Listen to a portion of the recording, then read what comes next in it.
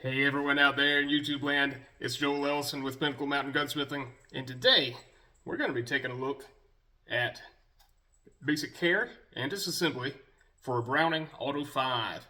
This particular one is a 12 gauge Magnum, and it's quite a beast. In the 100 plus years since the Auto 5 came out, we found other ways of making a shotgun that's reliable and actually performs well out in the field. However, there is a certain charm, shall we say, to the Auto 5 that makes it a viable shotgun even to this day, especially for hunting. This particular one has a long 32-inch barrel with screw-in chokes, and this one is equipped with a compensator, and yeah, she big. I'm going to be breaking this down before we go much further, and we'll be taking a look at the features and disassembly and operation manual for this particular shotgun. Stick around. Hopefully you'll enjoy. Alright, so what's fundamentally different about the Browning Auto 5 from pretty much every other semi-auto shotgun out there? The answer turns out to be long stroke recoil operation. When this shotgun fires, the bolt and the barrel reciprocate back into the action, hence why this hump is here, and they recoil together with the cartridge still inside the chamber. The bolt reaches the end of travel back here, and the barrel returns forward. Yes, it has a separate recoil spring. I'll show you that here in a minute. And as the barrel returns forward, an ejector on the inside of the barrel extension pops that cartridge, the spent cartridge out, and then as the barrel comes all the way forward, it releases the bolt to come forward again. The lifter lifts the cartridge back into the path of the bolt, and it goes back into battery. Now this particular shotgun holds 5 rounds in a tube magazine, as most shotguns do. This is our bolt release. We have a side bolt charging handle. You can see a little of that ejector right there. A little bit I can wiggle right there with my finger. And this button also is the bolt release. And that slams back forward. And we have our trigger, of course, and we have a safety right behind the trigger. Just a little push button that allows it to drop. If you're familiar with the Remington Model 8 series, you'll definitely recognize the trigger on this shotgun. I'll get to that here in a sec. Let me flip her over. Trying not to bust everything in the shop. Here we go. We have one more control here on this side. This is a cartridge cutoff. I'll show you a little bit better at how that works here in a sec. When cartridges are loaded into the magazine with the loading gate there, they come to rest right on, let's see if I can use a pointer here, on this little nubbin right there. And if you say you want to switch from a duck load to a goose load, you can use your cartridge cutoff here to swing a little bit and to cam that forward, eject the round in the chamber, and then just swap in whatever you want. Whether that's to swap a buckshot load to a slug, to swap from a goose load to a duck load, or a turkey load, whatever you desire. And let me show you some markings on this side as well. We have our Browning logo, Magnum 12, in nice fancy script. This is all roll stamp engraving, not hand engraved. This particular example comes from Japan. Browning, it's marked here on the barrel, Browning Arms Company, Morgan, Utah, and Montreal, made in Japan, probably at the legendary firm Moroku. If you notice that in the top rib, we have a long section that's nice and straight, but then it dips down a little bit. Not just for the chamber, but also because when this shotgun cycles, it can reciprocate all the way back up into here. I'll show you more on the barrel reciprocation here in a sec. Let me get some tension off of some of these springs, and I'll go ahead and get to taking it apart. Okay, before we proceed with this, very important, make sure the shotgun is unloaded. Boom. Alright. Visually and tactilely confirmed. And a cat in the background. Whoop. Yeah, she's gonna come up here and say hi. Hello, Kia. Yes. Alright. Oh, excuse me, girl. Excuse me. Yes. There we go.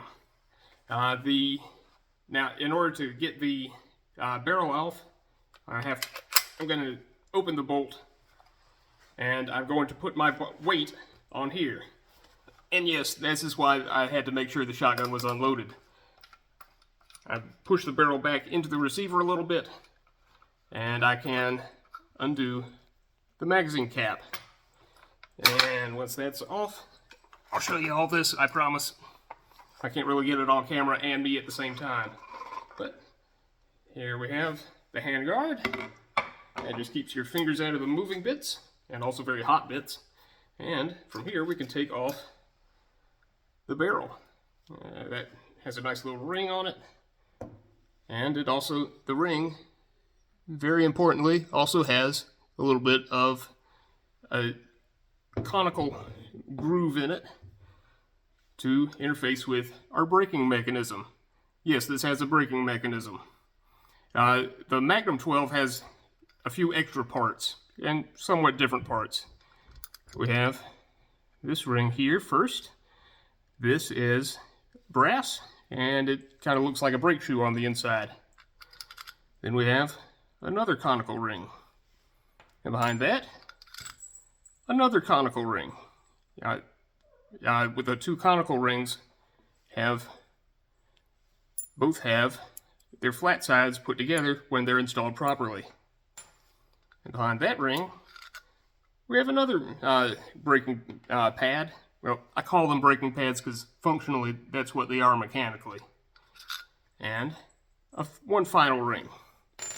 That is set up in the Magnum configuration. Like if you're wanting to shoot 3-inch shells or really high brass buckshot or something of that nature. That's the most braking you can get out of this system.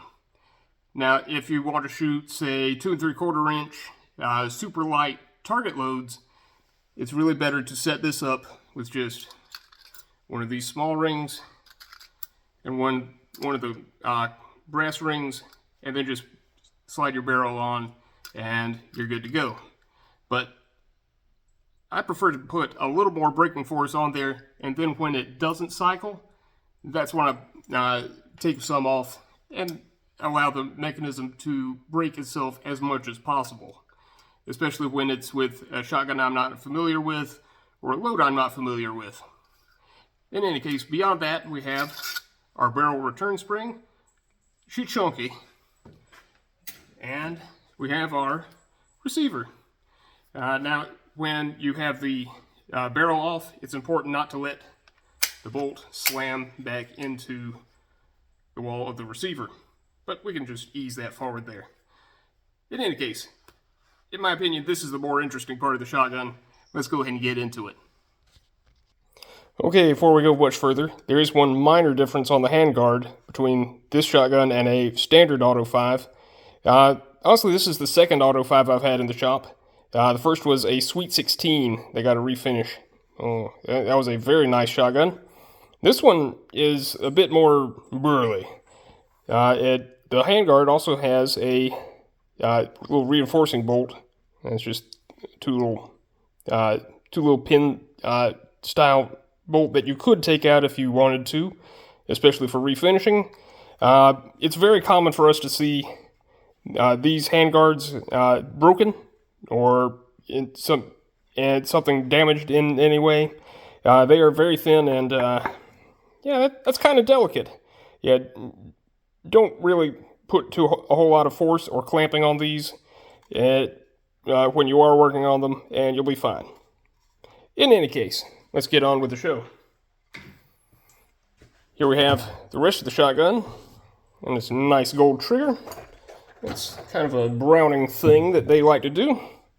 Now if you'll notice that when this bolt is in battery, the charging handle is free to slide. And we'll take a little closer look at that when we get the rest of this apart. Something else you'll notice about this particular shotgun is that there are lots of locking bolts. We have one right here on the side of the carrier pivot. We have one down here for the stock bolt. And we have three more on this side, one for the other carrier pivot, and two each for the trigger housing. In any case, let me get those out and we'll go ahead and get going here. It's very important when you are working on these shotguns to use properly fitted hollow ground screwdrivers. I'm a big fan of these inserts for screwdrivers. You can put them in just about any magnetic tip screwdriver, but these are hollow ground such that the sides down here where it contacts the spring are parallel. And that's very important for shotguns like this because, well, they're kind of a pain to make, and while they are still in production, getting parts for them is neither cheap nor easy. In any case, let's get started. Alright, for brevity of presentation, I've taken out all of the locking screws. These are pretty much interchangeable throughout the whole shotgun and just keep the primary screw from backing out. It's something you do in, say, the early 1900s before Loctite was invented, which I guarantee you if John Moses Browning had Loctite, he would have used it. In any case, to get the stock off this shotgun, we have, of course, undone the locking screw there, and we have undone this screw, not this screw. This holds on the hammer spring. Don't undo that at this stage. Otherwise, you will have a bad time. This screw comes right out. Now the locking screws interface with it on either this face or this face. And, of course, this screw is also rounded. That way you can tell it apart from another screw that we're going to meet here in a minute. Now to get the stock off, especially if it's tight, you can use the edge of a workbench. Go get a pad real quick and I'll demonstrate. Now if you've gotten the shotgun to this point and you have the bolt out, and the stock isn't coming off, no matter how much you pull, use a cloth to pad the edge of your workbench, and you can just take this, the front of the comb there, and bop it on it. Now I'm using the shotgun itself as the hammer. Boop, and just like that, it comes right off. No damage whatsoever. And here we have our action. Stand by, let me get that reframed real quick. Okay, now that we have the stock off, we can see a bit more of the mechanism. This houses the bolt recoil spring. This is a very strong spring. This is an extension on the back of the receiver itself. If you ever have these, one of these for refinishing, don't take this off. Just don't. There's such a big risk of breaking it. It's a very thin, very light part, and just don't do it. There's one company that I know that all they do is fix these when they break off, and yeah, it's neither easy nor is it quick or cheap. In any case, it's pretty easy to get this little pin that holds the recoil spring for the bolt in. Just poke that out with a hole, and that's just a simple little pin. Notice how I'm keeping my thumb over the spring, because otherwise it will spring out across your shop if you don't ease that tension nice and easy. Alright, we have a couple of followers, if that'll come out of there. We have one follower that interfaces with the tail of the bolt, and just this guide rod that keeps you from kinking the spring when you reassemble it. In any case, I flip this over. And as you can see, the bolt is free to move. Alright. And we have two screws to hold on the bottom of the trigger group. Those are the same style of screws as we saw before. And we have a cat incoming. Yes, hello here. Yeah. I'll get this screw out. Yeah, it's very important that you not let the screwdriver just flop around on these, because these screws are a pain in the butt to get and to replace. And it's very easy to scratch the receiver if you aren't using a properly fitted screwdriver. If it seems like I'm beating a drum there, and yeah, that's because I am. Because I see these screwed up a good bit. Alright, when you have one out, you can kind of put a little tension on the housing itself, and that'll come right down, and this should come right out. Boom. Right like that. And here we have our trigger group. This comes right out. This is the spring that powers the cartridge lifter. I've also called it the carrier in any case, but that's fairly easy to come out, and it's just kind of held on with that stud there. If you lose it, not a big deal, but that's its proper orientation for reinstallation. Now we have a lot of interesting things going on here with the fire control group. This is our out of battery safety right here.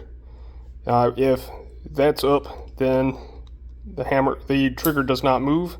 We have our safety here, even with that off. Yeah, that's not really moving much, unless this is allowed to pivot, meaning the bolt is in battery, and it's all locked up and ready to go. But once that comes off, boom, that's our hammer. And yes, that is a speed hole, just reducing mass. But yeah, you see that big long spring, that goes all the way back to where we saw that screw on the outside here. Yeah, that's a big long chunky spring.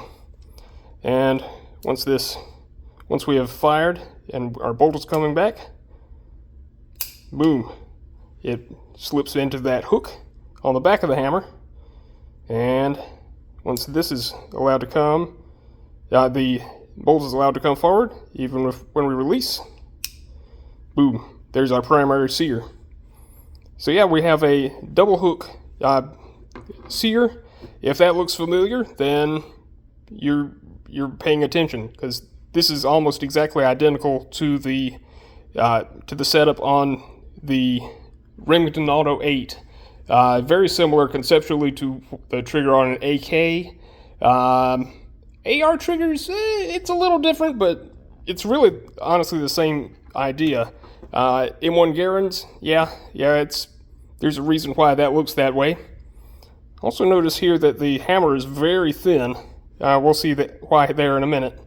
But in any case, the safety is super simple. When it's on, it just blocks that bottom part of the trigger. When it's off, it allows the trigger to swing freely. There is another spring underneath the hammer spring. I'm not going to really go into that much, but it has a little ball bearing that keeps that in as a detent, like either on or off, not in between. But yeah, these are fairly simple to take apart. If you ease that forward, it's possible to get off of the main spring, or the hammer spring anyways, which also has a hole to accommodate all the other fire control parts.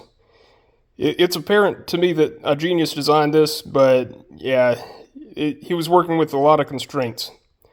Yeah, the fact that it's long recoil itself is due to some of the constraints John Moses Browning was working with, in that it's hard to make a semi-automatic shotgun, especially in 12 gauge, because there's so much variation in the cartridges. Everything from super light birdshot to super heavy buckshot and slugs. And it was not made for a semi-automatic firearm at all. And plus, they're really big and really heavy. The fact that this thing works as well as it does is kind of a miracle in itself. And, well, let's go ahead and get further into the disassembly of this. The next step we have is we can take out the cartridge lifter. And that's just these two big screws, one on either side. These are fairly short. And this is a 2-piece carrier. You'll run into some out there that are 1-piece, but this is the latter, which is by far more desirable than the other. And here we have it. And there we go. Now these are just, so you can see how these are shaped. They're just little studs with threads up there, and an unthreaded portion that goes through the carrier itself. That's the back of the carrier. Here's the front. I'm taking great pains to show you this so that you know how it goes back together. I generally don't show how to reassemble things, just because, one, YouTube doesn't like it, and two, it's twice as much work for me.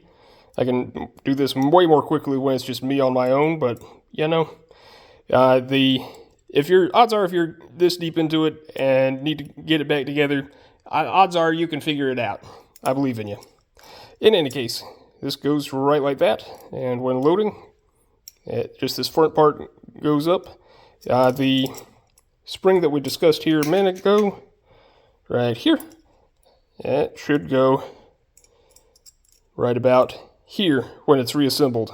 That way you constantly have tension on that, and it still always wants to go down and pivot down, and unless you're pushing on the front of it here. All right, that's enough on the carrier. Now we have just the bolt.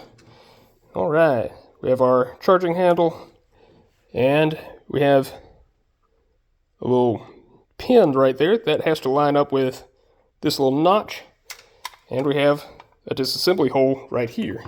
I'll grab a bench block here. That way I can prop this up, and we have someplace for the pin to go. And we have one of our punches. Pretty much the biggest punch that will fit in that hole. And when it lines up with the bolt lines up with that disassembly hole, you'll be able to feel it. Boom, right there. And from here, you can drive that pin out. It's a splined pin, so it has a little bit of resistance at first, but generally speaking, it shouldn't be that hard.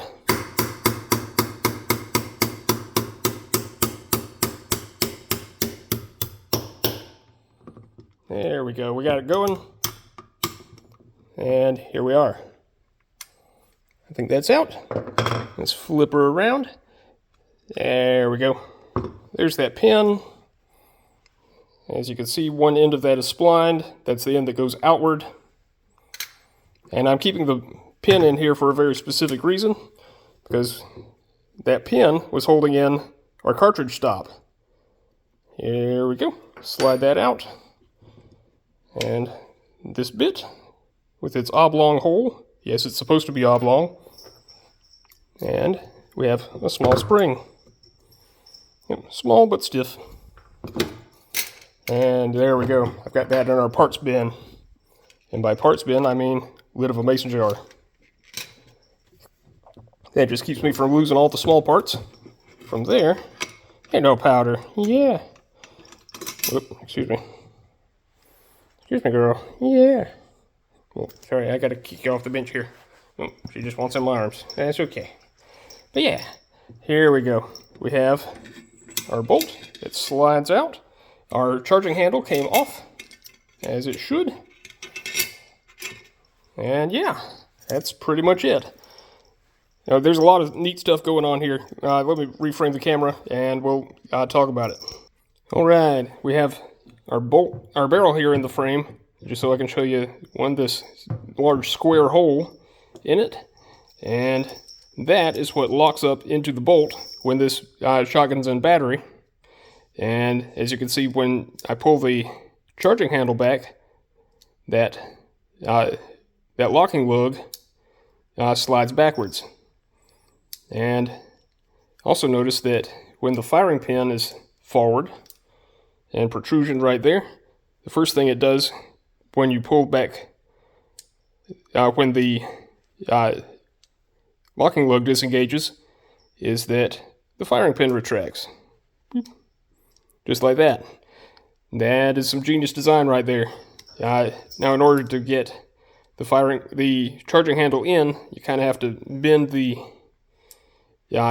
this tail of the bolt here down, which, yes, it has a slot in it to fit the hammer in. Yeah, remember when we talked about the hammer and how thin it was? Well, this is why. Right there. And we've got every surface in this shotgun has a purpose and a reason why it's there. The charging handle has kind of a rail system that goes in there. To remove the tail, you just have a little pin there. And yeah, to get that further apart, the pivot on it on the inside is actually inside the bolt itself. And if you see it rotating there, that's its radius of pivot. Yep, that's why. In any case, the firing pin retention is just this pin right here. You can tap that out, and it comes right out. And yeah, that allows you to get the rest of it apart. I'm not going to go into that kind of depth here today, but that's pretty self-explanatory. You do also have dual extractors. Those are fairly simple to take apart. You just have two little pins up front here. I'll leave that as an exercise to the viewer if you're so inclined to take those apart. Up here is where we have our cavity for our spring that we took out just a minute ago, along with the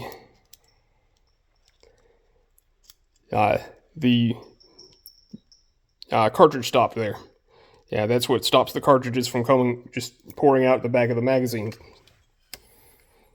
All right, let me I'll show you a few more things inside the receiver. When I talked about the extractor a minute ago, the sliding bit, that's all that is. That's because when the barrel comes forward, it's going to be about right here, and you can just catch right on the rim of the cartridge and just pop it out the open ejection port. Now there's only a few other parts inside the receiver left. One of them is the cartridge stop / bolt release. But yeah, this catches on the back of the bolt, on the front of the bolt when it's retracted, and when the bolt is going forward, this end of it stops another cartridge from coming out of the magazine. So it's both a cartridge stop and a bolt stop. We have another little piece right here. You can see that from the outside, but there's another little spring and a tiny roll pin holding it in up here. That's his roll pin. There's another roll pin holding in the cartridge cutoff lever. In order to get that out, you would take out this screw and then punch out that roll pin. And this roll pin similarly punches out and down and barely has enough room to clear the top of the ejection port. In any case, that's kind of all of the parts of the shotgun. It's fairly straightforward to put back together, just takes a little time, and if you forget something, like I did one time, I got all the way with the stock back on and everything, and I realized I forgot about this bit. So yeah, you get to take all that back apart. So yeah, the joys of working on an Auto 5. Now, something to mention on the magazine tube, I'd really recommend you grease these up. I have just a little light coat of grease on it. You can't see it, but I can feel it. And that makes a world of difference in terms of reliability of this whole system. A little light grease or a little light oil can really improve cycling and durability of the system overall. In any case, I'm going to get these back together and share with you a few more thoughts. Stand by. Alright, just a quick little reassembly tip for you here. Do you see how here on the carrier pivot screw that the cutout for the locking screw isn't quite back into the alignment there? Well, what's going to happen if you reassemble your try to reassemble your locking screw back in there, as it's not trying to quite go down all the way. Here we go. Let me get that started there, and you can see, yeah, it's going to stop about right there. Now, this was designed by a genius, John Moses Browning, and he intended for you not to snug that screw down all the way. And if he said it was a good idea, then it's probably a pretty good idea. All you really have to do is twist that a little bit and wheel in, and the other screw should go down quite easily. If you hit a lot of resistance, that's a sign that something is wrong, and you should probably stop. In any case, let me get back on with reassembly, and we'll get right back. Stand by. Alright, now that we have this shotgun put back together, and yes, I have an empty chamber, I have an empty shell here. Yep, it's just a standard birdshot one. But I'll show you something cool that this shotgun can do. Let's say you're trying to reload it quickly. The bolt is locked back. You can just stick a shell into the loading port like so. And once you get it almost home, just let it go. And that shell is already in the chamber. This is of course empty, so yeah, we can lock her back and eject right there. In any case, that's one of the coolest tricks this shotgun is capable of. But yeah, you can load it with either the bolt back, like so, or with the bolt forward. This is a really neat system that there are some elements I wish that modern semi-auto shotguns would do, but there's a lot of things that I don't regret have gone the way of the dodo on these. But they're still around. There's lots of them out there. Something else I will caution you on when reassembling this, when you put the barrel back on, make sure the handguard is resting right up against the receiver here. Otherwise, if the handguard is allowed to move at all when it's assembled, it will beat itself to death. In any case, I hope you've enjoyed this tour of the Browning Auto 5, and in this case a 12 Magnum. And hopefully you've learned something. And if you own one of these and you need maintenance on it, then we're the place to go for that if you don't feel comfortable doing everything that we've demonstrated here today. And we love these old shotguns, and I'd like to keep as many of these in the field as possible. And in any case, I'm Joel Ellison, and this has been Pinnacle Mountain Gunsmithing. I encourage you, if you found value in this video, to do all the good YouTube things, like, comment, and subscribe. And if you need our services, please visit our website at pinnaclemountaingunsmithing.com. And hopefully, we hope to hear from you soon. We're open by appointment only, and we do all sorts of gunsmithing work. So if you think, oh, mine's too old and weird, well, we love old and weird. In any case, hopefully we'll see you next time. Bye.